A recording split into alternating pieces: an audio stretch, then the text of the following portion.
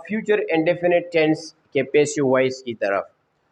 Future indefinite tense में शैल और will का इस्तेमाल होता है, जिस तरह के टेंसेस वाले वीडियो में उस चार्ट में बताया गया है।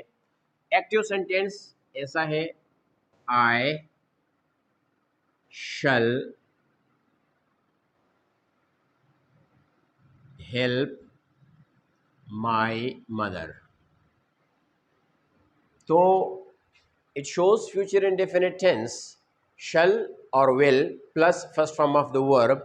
तो इससे जाहिर होता है कि ये फ्यूचर इंडेफिनिट टेंस है। तो फ्यूचर इंडेफिनिट टेंस में हम लगाते हैं base form of the verb और इससे पहले शैल या विल का इस्तेमाल करते हैं।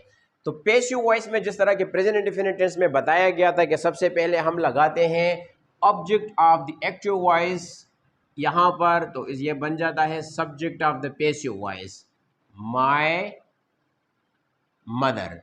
अब ये बन गया subject of the passive voice. Shall को विल में चेंज करते हैं क्योंकि शल सिर्फ आई ओ वी के साथ ट्रेडिशनल ग्रामर में यूज़ होता है। मॉडर्न इंग्लिश में या स्पोकन इंग्लिश में ज़्यादातर शल का इस्तेमाल नहीं होता। अगर होता है तो वो टेंसेस में एक्सप्लेन हुआ है कि किस तरह होता है। तो माय मदर विल। अब यहाँ पर बी वर्ब, चूँकि पैसिव सेंटेंस का मेन वर्ब है बी वर्ब, अगर बी वर्ब ना हो तो वो पैसिव सेंटेंस है ही नहीं। तो इसलिए बी वर्ब की बी फॉर्म ही हम यहाँ पर लगाएंगे, इसकी ओरिजिनल या बेस फॉर्म बी। चूँकि प्रेजेंट इंडेफिनिट टेंस में हमारे पास कोई और हेल्पिंग वर्ब नहीं था तो हमने एज एम आर लगा लिया, यानी उस बी फॉर्म, बी की एज एम आर वाली फॉर्म। पास्ट इंडेफिनिट टेंस में भी कोई हेल्पिंग वर्ब नहीं था तो वहाँ पर हमने वाज वर वाली फॉर्म लगाई। यहाँ हमारे पास मॉडल ऑक्सिलरी वर्ब है, अगर ये डू डज या डिड प्रेजेंट में है लेकिन they are only helping verbs और उसका जो सिर्फ टेंस का वर्ब का टेंस बनाने में मदद देते थे। लेकिन यहाँ पर शल विल हमारे पास एक permanent part of the tense है, ये हर वर्ब का चाहे पैसिव वर्ब हो या एक्टिव वर्ब हो इसका हिस्सा है। तो हम यहाँ पर लगाते हैं बी विल या शल के बाद। तो माय मदर विल बी, तो फार्मूला यू हो जाएगा जिस तरह के प्रेजेंट और पास्ट इंडेफिनिट का था कि सब्जेक्ट एज एम आर या was were plus third form of the verb और by plus objective case of the subject. इसका फार्मूला यूं होगा कि subject plus shall will plus be plus third form of the verb plus by plus objective case of the subject. My mother will be helped by me, मेरी माँ की मदद की जाएगी। Let's take another example, a negative sentence.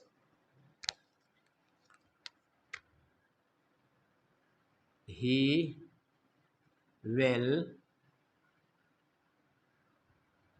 will not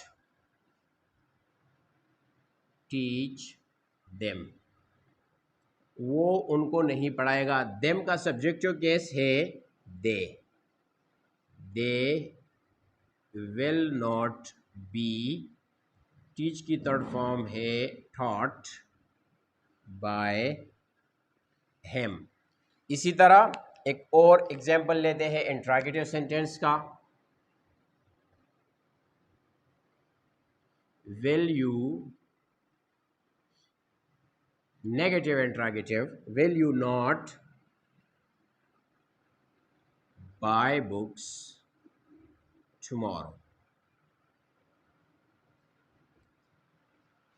subject verb object adverb, adverb of time, adverb of time को छोड़े अपनी जगह पर और बुक्स को उठाकर सब्जेक्ट की जगह लगाते हैं तो this will become subject of the passive voice books.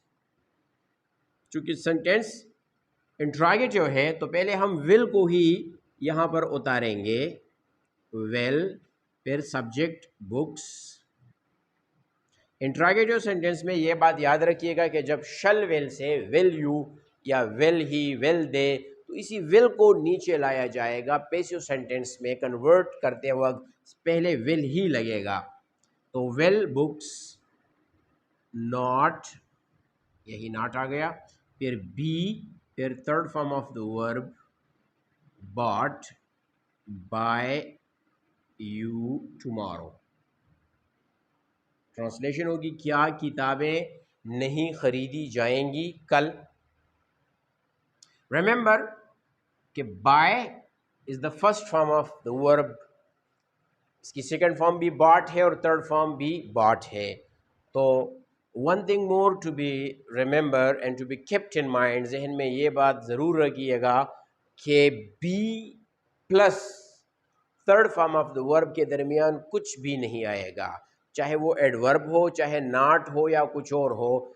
जब यानी शल विल आगे पीछे हो सकता है, सब्जेक्ट से आगे, सब्जेक्ट के बाद, उसके बाद नाट हम लगा सकते हैं, लेकिन बी और third form of the verb के दरमियान कुछ भी नहीं लगाया जाएगा। ये आप देख सकते हैं यहाँ पर, इनके दरमियान ना नाट आएगा ना कुछ और आएगा। They will always be closely packed. Another example, have the same tense, I shall enjoy cricket। Simple sentence है, मैं क्रिकेट से लुत्फानंदोज होऊंगा। So cricket is the object, so this become subject of the passive voice. Shall को will में change करते हैं, cricket will be enjoyed by me। Viewers remember, अगर हम कहें आई विल या आई शेल तो no difference in the meaning. शल और will with I and we, no difference in the meaning. लेकिन अगर शल आई और वी के अलावा किसी और सब्जेक्ट के साथ आए तो फिर मीनिंग में स्ट्रेस आती है, थोड़ा सा एम्फेसिस आता है। So that is how we change future indefinite tense into passive voice. Remember कि प्रेजेंट इंडेफिनिट टेंस और पास्ट इंडेफिनिट टेंस का formula of the passive voice ये था कि सब्जेक्ट इन पैसिव वॉइस यानी object of the active voice changing into the passive voice, so that will be called the subject of passive voice। उसको फिर passive voice का subject कहते हैं।